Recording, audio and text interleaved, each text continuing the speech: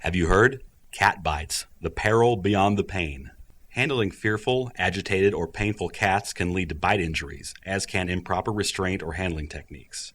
Veterinarians, veterinary staff, and cat owners are clearly at risk for incurring this type of injury. So why be concerned besides the obvious ouch factor? Cat bites tend to cause puncture wounds and allow for bacterial inoculation of deep tissues. Our hands are often at risk when handling cats, and the superficiality of joint and tendon structures in the hand increases the risk of more serious infection. A retrospective review of patients with cat bite injuries to the hand has revealed some risk factors associated with the need for hospitalization and more aggressive treatment of these types of injuries. Records of nearly 200 patients presenting for cat bite injury to the hand over a 3-year period were evaluated.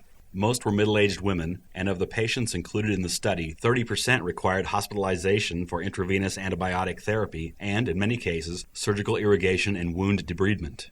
Complications were common in this group of patients who, on average, spent slightly longer than 3 days in the hospital. Abscess formation, tendon or nerve involvement, and loss of joint mobility even after successful treatment of the infection were consequences in some of these patients. The most significant factors associated with the decision to hospitalize patients and pursue more aggressive therapy were not the length of time before patients sought medical attention, nor any specific blood work abnormalities or bacterial culture results, but rather the presence of erythema, swelling, or pain and the location of the wound over a joint or tendon. Smokers and immunocompromised individuals were also at higher risk for hospitalization. The bacterium associated with the infections was most commonly Pasteurella multocida, a normal oral flora of healthy cats. Amoxicillin clavulinate was the other antibiotic of choice for initial outpatient therapy in this study.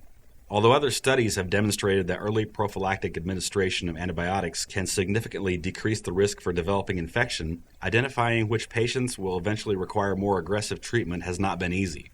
14% of the people treated initially on an outpatient basis in this study subsequently required hospitalization.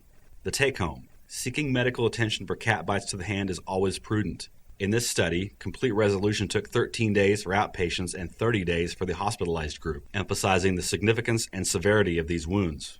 The results of this and other studies strongly suggest that patients with cat bites to the hand be carefully examined and that aggressive treatment, including hospitalization, be encouraged if any of the risk factors are present.